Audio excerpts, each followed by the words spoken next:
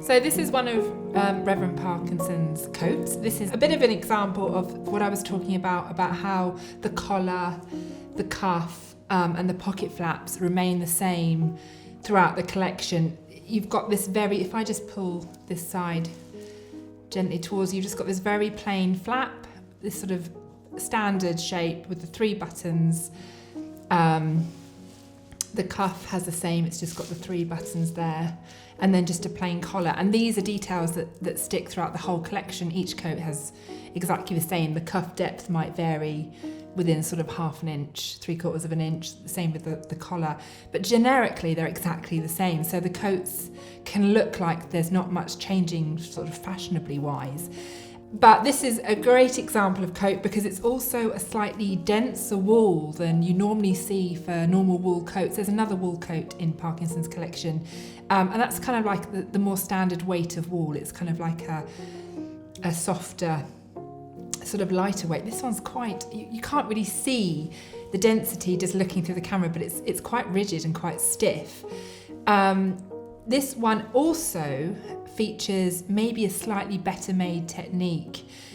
It's got a folded edge. The hem is raw, and the vents, so the vents of the back pleats here, these are all raw, and because this wool is woven quite densely, it means it's not going to fray. You can just literally cut it. So a lot of wool coats don't have folded front edges or folded collars, they're just raw. But on this one, they folded the front and they folded the collar and they folded the pocket flap, and that kind of just speaks a bit more of a better quality of making, which is interesting because some of the other techniques aren't always that kind of better quality. And one of the questions that this collection has risen up was, is the Reverend John Parkinson using one tailor, a collection of tailors? Did he have items made as he travelled? What evidence is there within the construction techniques to kind of suggest either way? So it's a real hodgepodge actually. There's a lot of similarities and there's a lot of differences. So for example, on this coat, so this is what I call stage 2 of the timeline. This is maybe sort of mid 1780s. It's got this top stitching line here that echoes the centre front, and it's got this stab stitching or stay stitching just around the base of the neck.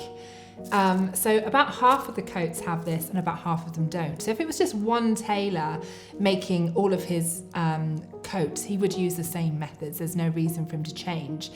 But we're not exactly sure how tailors work. We know that there are some tailors that just work individually, and there's also tailors' houses where they have workshops with different tailors. So is it also evidence that because there are similarities, that you have a workshop, so a tailor with other tailors working for him, and they're using their own personal techniques? But we don't know. This is all just part of the looking at the construction as evidence for that. So this coat has this top stitching detail at the front, this top stitching detail around the neck, and that is one of its more kind of conspicuous details. It also has hook and eyes at the front, not all of them do.